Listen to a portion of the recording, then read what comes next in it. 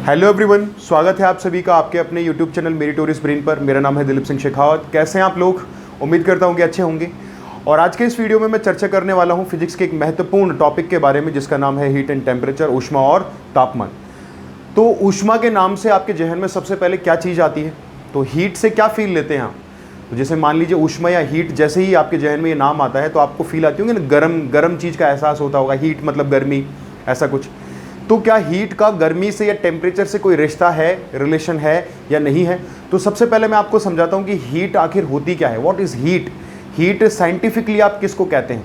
क्या किसी गर्म चीज़ से कुछ निकल रहा है उसको आप हीट कह रहे हो, या क्या है आखिर हीट क्या है? What is heat? तो सबसे पहले अगर मैं आपको समझाऊं कि हीट को अगर एक लाइन में अगर डिफाइन करना चाहूँ, मैं आपको प्रैक्टिकली भी बताऊंगा, एग्जाम्पल देके भी बताऊंगा, लेकिन एक छोटी सी लाइन जो कि हीट को डिफाइन कर सकती है वो है, आपको बोर्ड पर नजर आ रहा होगा कि हीट मतलब ऊष्मा, वे ऑफ ट्रांसफर ऑफ एनर्जी। ठीक है, मैं आपसे वापस कह रहा हूं कि वे ऑफ ट्रांसफर ऑफ एनर्जी कहने का मतलब है सर ऊर्जा स्थानांतरण का तरीका। ठीक है, ऊर्जा स्थानांतरण का तरीका। मैं आपसे कहूं कि किसी भी तरीके से अगर ऊर्जा का स्थानांतरण हो रहा है तो वो जो तरीका है वो कहलाती है हीट। एग्जाम्पल दूंगा मैं अभी आपको कि किस तरीके से ऊर्जा स्थानांतरण किस तरीके से होना चाहिए। सारे ऊर्जा स्थानांतरण के तरीके हीट नहीं होते, क्लियर है? कुछ एक तरीके ऐसे होते हैं जिनसे ही क्या होता है ऊर्जा स्थानांतरण का, अगर वो तरीका पर्टिकुलर कोई एक वे हो, उसी को आप हीट कहेंगे। अब वो कौन सा तरीका है वो मैं आपको बता देता हूँ। तो चलिए स्टार्ट करते हैं। देखो, आपने कभी नाम सुना होगा वर्क, कार्य का नाम सुना होगा, और हीट का नाम भी आपने ऑफकोर्स सुना ही होगा। तो हीट का यूनिट क्या होता है बेटा? ऊष्मा का यूनिट क्या होता है? आपने रट रखा होगा कि सर हीट की जो यूनिट होती है वो यूनिट होती है सर जूल। क्या होती है बेटा? जूल। और जो बेटा वर्क होता है ना, वर्क, कार्य, जिसको आप क्या कहते हैं बेटा? कार्य कहते हैं। कार्य का भी जो यूनिट है, जो मात्रक है, वो क्या होता है बेटा? जूल होता है। तो ये कुछ अजीब सी बात नहीं लग रही आपको कि सर ऊष्मा का जो मात्रक है, यूनिट है, वो भी अपने आप में सर जूल है। और जबकि अगर मैं कार्य की बात करता हूं तो कार्य का भी मात्रक या यूनिट जो है वो जूल ही होती है। तो क्या यूनिट सेम है तो हीट और वर्क भी सेम होंगे? तो आप कह सकते हो कि हाँ सर, कुछ हद तक सेम होते हैं। किस हद तक सेम होते हैं? तो आप कहोगे सर हीट भी एक तरीका है ऊर्जा स्थानांतरण करने का, और जबकि कार्य भी एक तरीका है ऊर्जा स्थानांतरण करने का। तो फिर दोनों में फर्क क्या है? दोनों में फर्क है तरीका, मतलब दोनों के तरीके अलग हैं। ऊर्जा स्थानांतरण तो दोनों में हो रहा है, लेकिन दोनों के तरीके अलग हैं, और दोनों के तरीके मैंने बोर्ड पर बना रखे। जैसे एक तरीका होता है बेटा मैकेनिकल, और दूसरा होता है नॉन मैकेनिकल। मैकेनिकल का मतलब क्या होता है? मैकेनिकल का मतलब होता है यांत्रिक तरीका, और दूसरा होता है बेटा अयांत्रिक तरीका। सर मैकेनिक्स की बात जहां पर आती है, मैकेनिकल नाम जहां पर आता है, तो वहां पर बल की बात होती है, बल, फोर्स की बात होती है। तो अगर मैं आपसे कहूं कि मान लीजिए कोई भी ब्लॉक है, या सोच लीजिए कोई गाड़ी है, ठीक है, गाड़ी स्थिर अवस्था में खड़ी है, और अगर मैं उस गाड़ी पर धक्का लगाता हूं तो बताइए क्या मैंने उसके ऊपर बल लगाया? क्या मैंने कोई कार्य किया? बोलो हाँ या ना। और वो जब वो गाड़ी स्थिर अवस्था में होती है, जब वो बिल्कुल स्टेबल है, तो उसके अंदर कौन सी ऊर्जा है? तो आप कहोगे सर उसमें अभी फिलहाल कोई भी ऊर्जा नहीं है। जैसे ही मैं उसको बल लगाता हूं, धक्का देता हूं, तो धक्का देने पर वो गाड़ी क्या होती है? खिसकने लगती है, आगे चलने लगती है। और आप सभी को पता है जो भी वस्तु चले, जो भी ऑब्जेक्ट अगर मूव कर रहा है, तो मूव करती हुई हर ऑब्जेक्ट में एक टाइप की एनर्जी होती है जिसका नाम है काइनेटिक एनर्जी या गतिज ऊर्जा। तो बताइए क्या मैंने उस पर बल लगाकर या धक्का देकर या कार्य करके मैंने उसमें ऊर्जा स्थानांतरित कर दी? क्या मेरे अंदर से गतिज ऊर्जा उसमें स्थानांतरित हुई क्या? बोलो समझ में आया? तो जो बल लगाकर जो ऊर्जा स्थानांतरित हुई है, ये कौन सा तरीका है? ये यांत्रिक तरीका है। बोलो समझ में आ गया? तो ये यांत्रिक तरीका। तो कार्य के द्वारा आप क्या करते हैं? ऊर्जा का स्थानांतरण करते हैं। बोलो समझ में आ गया? लेकिन यांत्रिक रूप से करते हो, मैकेनिकल वे है ये। क्या है? मैकेनिकल वे है। तो धक्का मार रहे हो, या फिर ये जो पेन है ना बेटा, अभी ये स्थिर अवस्था में है, अगर मैंने मेरा बल लगाया और इसको उछाल दिया और नीचे आया, तो जब मैं इसको उछाल रहा हूं तो मैं कुछ ना कुछ कार्य कर रहा हूं, और मेरा जो कार्य है वो ऊर्जा में बदल गया। मतलब मेरी जो एनर्जी, हाथों की एनर्जी, वो ट्रांसफर हो गई किसमें? काइनेटिक एनर्जी में। वो काइनेटिक एनर्जी इसको कहां पर ले गई? ऊपर ले गई। अब ये काइनेटिक एनर्जी वापस स्थितिज ऊर्जा में बदल गई। स्थितिज ऊर्जा, क्योंकि ऊपर जाकर इसमें क्या आ गई? Potential energy. और ये पोटेंशियल एनर्जी वापस काइनेटिक एनर्जी में बदलती हुई नीचे की तरफ आएगी। तो मेरे हाथ ने ऊर्जा ट्रांसफर की है, तो मैंने कार्य किया है, मैं ना। ये कार्य क्या है बेटा? ये मैकेनिकल वे है, ये यांत्रिक तरीका है। बोलो पहला तरीका समझ में आ गया? बोले सर कार्य तो समझ में आ गया, लेकिन अब हीट के बारे में भी बता दूं कि हीट, सर हीट होता है नॉन मैकेनिकल तरीका, मतलब अयांत्रिक तरीका। कैसे? मान लीजिए ये लोहे की रॉड है और मैं इसके नीचे लाइटर लगा दूं या मैं गैस या बर्नर जला देता हूं तो मैं इसको गर्म करता हूं, समझ में आया? जैसे ही मैं इसको गर्म करता हूं ना बेटा, तो गर्मी, मतलब इसमें जो आप कह रहे हैं ना, देखो यहां पर एक ये रॉड है और मैं इसको गर्म कर रहा हूं यहां, और जैसे ही गर्म करता हूं तो इसमें ऊर्जा स्थानांतरित होती है यहां से यहां। ऊर्जा मतलब आप इसको टेम्परेचर दे रहे हो सर, इसको ताप दे रहे हो, समझ में आ गया? अभी ताप के बारे में भी बताऊंगा मैं। कुछ बच्चे कंफ्यूज होते हैं हीट और टेम्परेचर के बीच में कि सर ऊष्मा और ताप क्या सेम चीज है क्या? बेटा बिल्कुल अलग अलग चीजें होती है दोनों, ठीक है? तो जैसे मैंने इसको टेम्परेचर दिया, ये रॉड गर्म हो जाती है, ठीक है? गर्म होती है। गर्म होने का मतलब समझते हैं आप? इसको, इसके जो ये मैंने काले काले से ये जो अणु बनाए ना, ये मॉलिक्यूल्स हैं इस रॉड के। मान लीजिए लोहे की छड़ है तो ये फेरस, ये आयरन के मॉलिक्यूल्स हैं, मतलब लोहे के अणु हैं, समझ में आ गया? तो जो सर ये जो लोहे के अणु हैं, इनके अंदर जैसे इनकी ऊर्जा बढ़ती है इनमें वाइब्रेशन होने लगता है, समझ में आ गया? ये अस्थिर हो जाते हैं। जैसे यार आपके दैनिक जीवन में भी एक एग्जांपल देता हूं मैं आपको, एक छोटा सा एग्जांपल, कि मान लीजिए आज के टाइम पर अगर मेरे पास पैसा नहीं है तो मैं स्टेबल बैठा रहूंगा चुपचाप शांति से। लॉकडाउन में पैसा वैसा नहीं था, चुपचाप बैठे हुए घरों के अंदर, घूमना फिरना सब नहीं, कुछ भी नहीं, समझ में आया? खरीदना वरीदना, शॉपिंग वॉपिंग सब बंद। जैसे ही अभी लॉकडाउन खुला, सैलरी वैलरी आई, जैसी सैलरी आई तो मैं अनस्टेबल हो गया। पैसे वैसे आए तो अनस्टेबल, अनस्टेबल मतलब अस्थायी हो गया, इधर उधर भागने लगा। आईफोन 13 लॉन्च हो रहा है, वो खरीद रहा हूँ, गाड़ी खरीद रहा हूँ, कपड़े खरीद रहा हूँ, क्योंकि मेरे पास पैसे आ गए। तो जैसे मेरे पास पैसे आए, किसी व्यक्ति के पास पैसे आते हैं, वो अस्थायी हो जाता है, इधर उधर भागने लगेगा, समझ में आया? और इधर उधर भागने लगेगा तो लोगों को समझ में आ जाएगा इसके पास कुछ ना कुछ जुगाड़ है, भैया पैसे वैसे आ गए, इसके पास खर्च कर रही है, ठीक है? ऐसे ही आपके जो मॉलिक्यूल्स होते हैं, अणु या परमाणु होते हैं, जिनके पास ऊर्जा नहीं होती, वो शांति से बैठे हुए हैं, बिल्कुल आराम से, कोई दिक्कत नहीं है। और जैसे आप उनको ऊर्जा देते हो, वो वाइब्रेट करने लगेंगे, हिलने लगेंगे, समझ में आया? और अस्थायी हो जाएंगे, इधर उधर भागने लगेंगे। जितनी ज़्यादा ऊर्जा दोगे उतनी तेजी से भागेंगे, जितनी कम ऊर्जा होगी उतने आराम से मूव करेंगे। तो मैं जितना ज़्यादा हीट दे दूं तो इनके मॉलिक्यूल्स की एनर्जी ज़्यादा हो जाएगी, और अगर मैं कम हीट दूं तो कम होगी। तो इस मॉलिक्यूल के पास में, ये जो मॉलिक्यूल आपको नजर आ रहा है, इस मॉलिक्यूल के पास में एनर्जी आ गई, अब ये वाइब्रेट करने लगा। मान लो मेरे पास पैसा आया तो मैं हिलने डुलने लगा, मतलब मैं अनस्टेबल हो गया। मैं मेरे दोस्त के पास जाऊंगा, ठीक है, मेरे दोस्त को बुलाऊंगा, चल शॉपिंग करने चल रहा है क्या? तो मैंने कुछ एनर्जी मेरे दोस्त को भी दे दी, उसको भी अनस्टेबल कर दिया ना मैंने। तो मैंने क्या किया, इस मॉलिक्यूल को जब एनर्जी दी तो ये अनस्टेबल हो गया, ये वाइब्रेट करने लगेगा। जैसे वाइब्रेट करेगा ये पड़ोस वाले से टकराएगा, पड़ोस वाला भी वाइब्रेट करने लगेगा, ये पड़ोस वाले से टकराएगा, पड़ोस वाला भी वाइब्रेट करने लगेगा। और इस तरीके से ये वाइब्रेशन होता होता होता कहां पर पहुंच जाएगा बेटा? यहां तक पहुंच जाएगा। और मतलब ऊर्जा आपकी इस अणु से लेकर इस अणु तक पहुंच जाएगी। बोलो समझ पा रहे हो मेरी बात?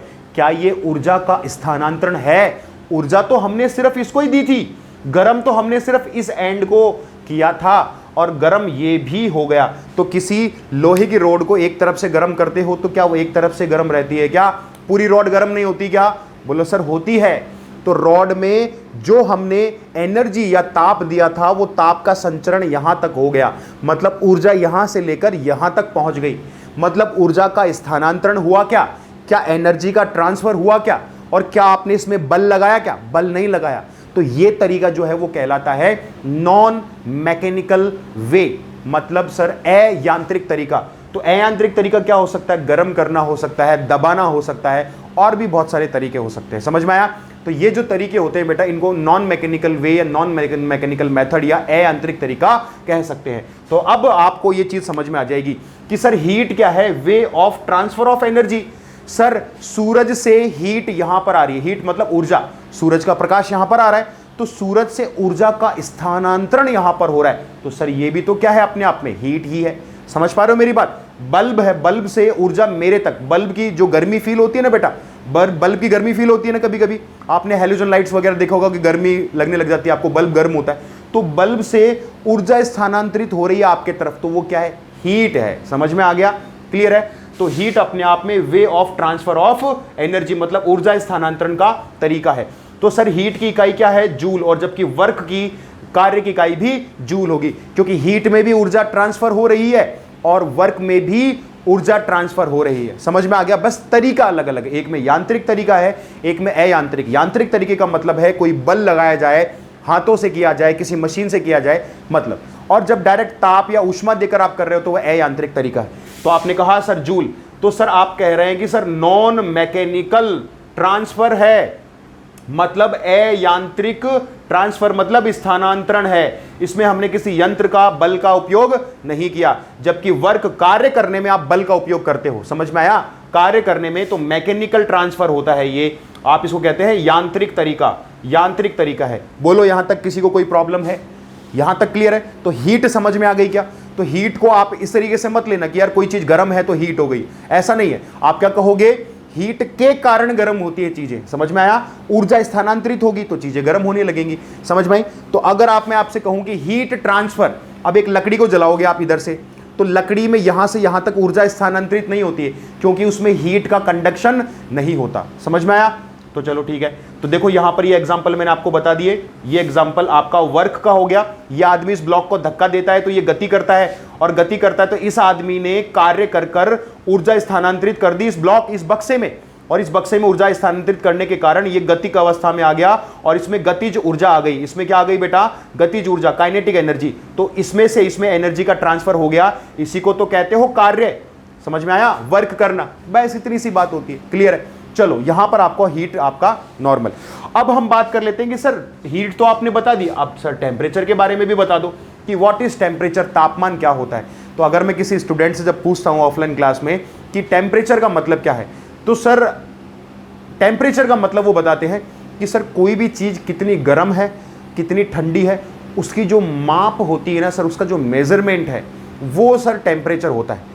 तो कहीं ना कहीं उन्होंने सही जवाब दिया बिल्कुल, लेकिन साइंटिफिकली हीट और टेम्परेचर क्या होता है वो मैं आपको इस वीडियो में बताने वाला हूं। तो हीट के बारे में तो बता चुका हूं, टेम्परेचर साइंटिफिकली क्या होता है एग्जैक्ट, तो आपको देखो बहुत अच्छे से समझ में आएगा।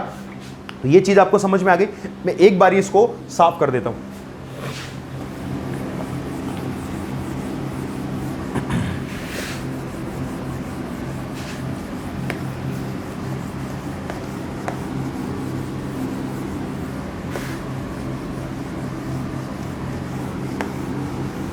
अब आपको नीचे एक लाइन लिखी हुई दिख रही होगी, आपको दिख रहा है टेम्परेचर, टेम्परेचर लिखा हुआ है degree of hotness and coldness, जो कि बाकी स्टूडेंट जो जवाब देते हैं कि सर कोई भी वस्तु कितनी गर्म है, कितनी ठंडी है, इसको आप क्या कहते हो? सर टेम्परेचर कहते हो। लेकिन अब अगर मैं आपको आपके तरीके से साइंस में किस तरीके से डिफाइन किया जाता है किसको, आपके टेम्परेचर को, वो मैं आपको बता देता हूं। मान लीजिए कि ये एक पात्र है A और ये पात्र B है, या इधर मैं लिख देता हूं ये B है और ये है बेटा A।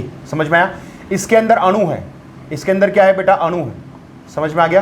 अणु, और इसके अंदर भी अणु है। ठीक है,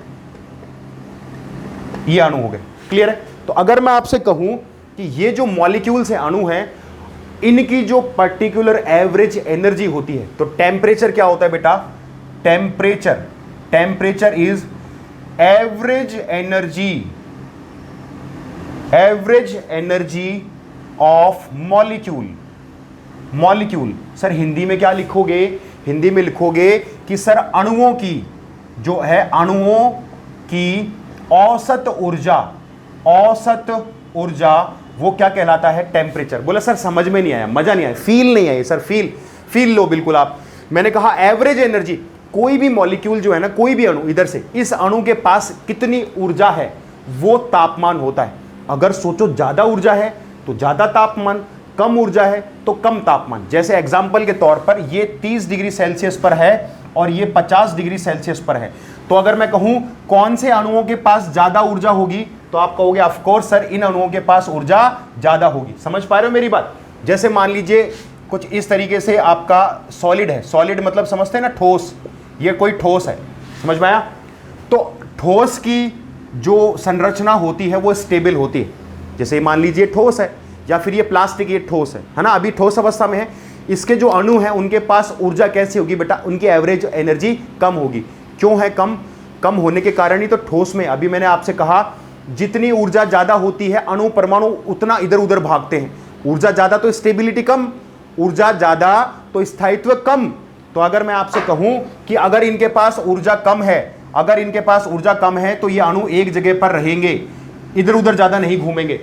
और जैसे ही अगर मैं इनको गर्म कर दूं तो मैंने क्या कर दिया?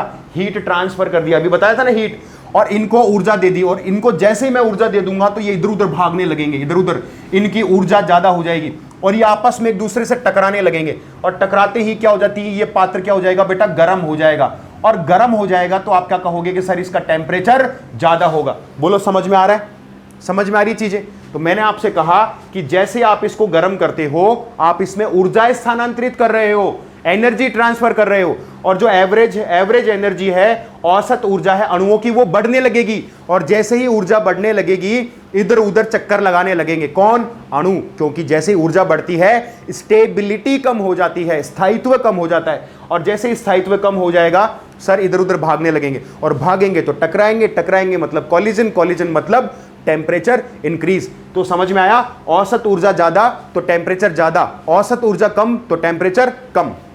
क्लियर है। अच्छा, अब एक चीज और मैं आपको बता देता हूं कि सोचो इसकी 30 और इसकी 50 डिग्री सेल्सियस टेम्परेचर है ना, तो इसकी ऊर्जा ज्यादा है, इसकी ऊर्जा कम है। अब मैंने कहा ये ठोस है, ठोस में ऊर्जा कम होती है या ज्यादा होती है, तो आप क्या कहोगे, बोले सर ठोस में ऊर्जा कम होनी चाहिए, क्यों, क्योंकि उनके अणु इधर उधर निकल के नहीं भाग सकते, क्योंकि उनके पास ऊर्जा कम है। सोचो अगर ठोस के परमाणुओं को अगर मैं ऊर्जा दे दूं, ऊर्जा अगर दे दी मतलब टेम्परेचर बढ़ गया, और टेम्परेचर बढ़ गया मतलब अस्थायी हो गया, और अस्थायी हो गया तो उसकी संरचना में से वो अणु निकलकर भाग जाएगा। अभी तो ये जुड़ा हुआ है, ठोस जुड़ा हुआ है, जैसे ही मैंने इसको क्या कर दिया बेटा, गर्म कर दिया, तो ये परमाणु निकल कर भाग जाएंगे, और निकल कर भाग जाएंगे तो इसकी पर्टिकुलर कोई संरचना बचेगी क्या, पर्टिकुलर कोई स्ट्रक्चर बचेगी क्या, आप कहोगे सर नहीं बचेगी, और नहीं बचेगी तो क्या होगा, ये द्रव अवस्था में आ जाएगा। किस में आ जाएगा, द्रव अवस्था में। तो अगर मैं आपसे कहूं कि द्रव अवस्था को और ज्यादा मैंने एनर्जी दे दी, मतलब टेम्परेचर दे दिया, और ज्यादा गर्म कर दिया, तो द्रव अवस्था में और अणु अभी तो थोड़ा दूर दूर जाने लगे थे, अब तो और ज्यादा दूर चले जाएंगे, आपके लिक्विड को छोड़कर दूर दूर भागने लगेंगे। कहने का मतलब है ये किस में बदल जाएगा बेटा, गैस में बदल जाएगा। अगर मैं आपसे एक सवाल करूं कि गैस, द्रव और ठोस, इनमें से अणुओं की औसत गतिज ऊर्जा या काइनेटिक एनर्जी किसकी ज्यादा होती है, बताओ कौन सा ज्यादा स्टेबल है, ठोस ज्यादा स्टेबल है, फिर उसके बाद द्रव, और उसके बाद गैस। तो गैस की स्टेबिलिटी, स्थायित्व सबसे कम होता है, द्रव का स्थायित्व थोड़ा ज्यादा, और ठोस का स्थायित्व सबसे ज्यादा होता है, स्टेबिलिटी। तो सबसे कम एनर्जी किसकी है, ठोस की, फिर ज्यादा एनर्जी और बहुत ज्यादा एनर्जी। तो मैं आपसे पूछूं ठोस, द्रव और गैस, सबसे ज्यादा ऊर्जा किसके पास होती है, तो आप कहोगे सबसे ज्यादा ऊर्जा गैस के पास होती है। समझ में आ गया, सबसे कम ऊर्जा ठोस के पास में होती है। बोलो समझ में आया। तो आप कहोगे टेम्परेचर का मतलब होता है औसत गतिज ऊर्जा या औसत ऊर्जा, अणुओं की औसत ऊर्जा। जितनी ज्यादा ऊर्जा होगी टेम्परेचर उतना ज्यादा होगा, और जितनी कम ऊर्जा होगी उतना ही कम होगा। ठीक है, टेम्परेचर उतना ही कम होगा। तो यह चीज मैं आपको समझाने की कोशिश यहां पर कर रहा था। समझ में आया। चलो अब एक चीज और मैं आपको बता देता हूं। मान लीजिए कि एक सिस्टम ये है, एक तंत्र ये है, इसका टेम्परेचर है 30 डिग्री सेल्सियस और इसका टेम्परेचर है 100 डिग्री सेल्सियस। तो बताओ इसके अणुओं के पास ऊर्जा ज्यादा है या इसके अणुओं के पास, इसका नाम है ए, इसका नाम है बी। तो जाहिर सी बात है सर ऊर्जा इसमें ज्यादा होगी।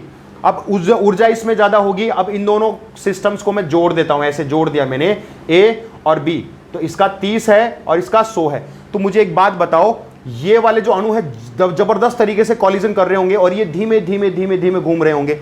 तो ये कॉलिजन कर करके इन वाले अणुओं से टकराएंगे और ऊर्जा दे देंगे। अब सोचो मेरे पास कोई आदमी खड़ा है, वो धीमे धीमे हिल रहा है ऐसे, उसकी ऊर्जा कम है, और मेरे पास ऊर्जा ज्यादा है, मैं जोर जोर से हिल रहा हूं। तो जैसे ही मैं पड़ोस से टकराऊंगा तो मेरे अंदर से कुछ ऊर्जा उधर ट्रांसफर होगी। बोलो हाँ या ना। हाँ सर होगी।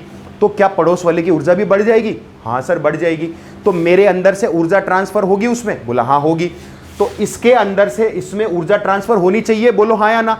तो ये 100 डिग्री सेल्सियस, ये 30 डिग्री सेल्सियस, तो तापमान किधर से किधर की तरफ जाएगा? तो तापमान 100 से 30 की तरफ जाएगा। समझ में आया?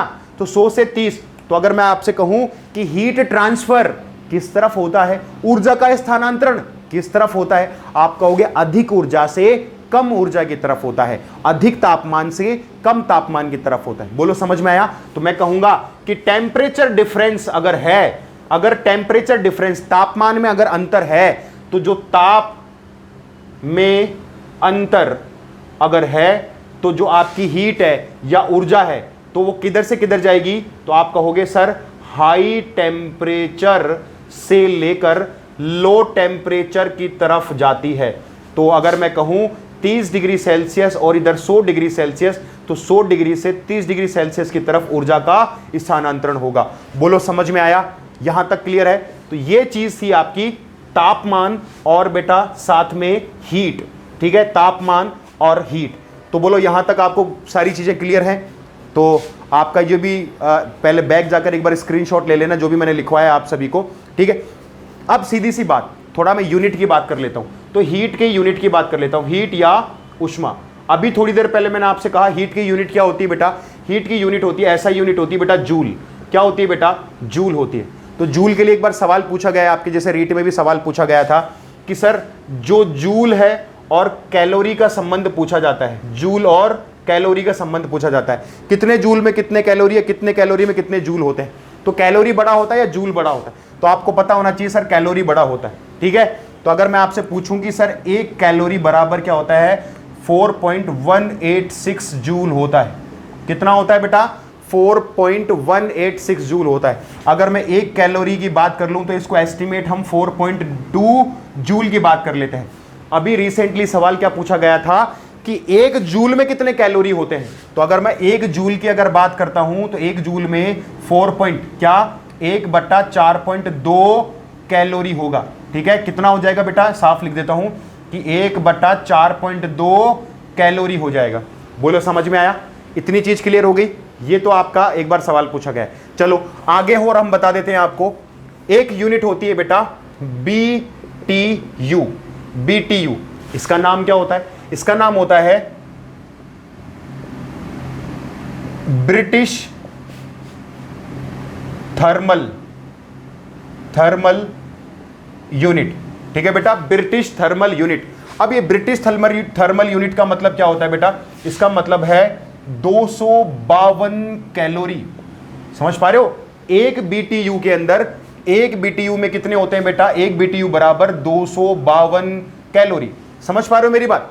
252 कैलोरी। और जो बेटा एक यूनिट और होती है, एक यूनिट और होती है therm. Therm THERM, therm. Therm का मतलब होता है बेटा 1 लाख BTU। समझ पा रहे हो? एक थर्म बराबर कितना होता है? 1 लाख BTU। अब सोचो कि एक थर्म के अंदर कितने कैलोरी हो गए बेटा? 252 लाख कैलोरी हो गए। समझ पा रहे हो मेरी बात? ये हो गई आपकी नॉर्मल सी जो यूनिट कभी कभी पूछ ली जाती है। अगला जो वीडियो होगा, ये वीडियो थोड़ा ज्यादा लंबा हो जाएगा, वरना अगले वीडियो के अंदर मैं आपको किसके बारे में बताऊंगा? टेम्परेचर के यूनिट और टेम्परेचर स्केल के बारे में हम चर्चा करेंगे। टेम्परेचर स्केल आपने नाम सुना होगा, ठीक है? तो टेम्परेचर स्केल जिसके अंदर आप कितनी स्केल होती है बेटा? डिग्री सेल्सियस होता है, फ़ारेनहाइट होता है, केल्विन होता है, र्यूमर होता है। इन स्केल्स को आपस में कैसे कन्वर्ट करते हैं, एक फॉर्मूला भी होता है, और ये डायरेक्ट फॉर्मूला भी आपको याद करवा दूंगा, और साथ में ये फॉर्मूला आया कैसे वो सॉल्व करके भी बता दूंगा। ठीक है, तो वीडियो देखने के लिए बहुत बहुत धन्यवाद। Thank you so much. Video को लाइक कीजिए, सब्सक्राइब कीजिए चैनल को, और जितना भी हो सके यार शेयर कर दो। ठीक है, और ये शेयरिंग जो है वही आपके मेरे लिए मोटिवेशन का काम करती है। तो थैंक यू सो मच, धन्यवाद।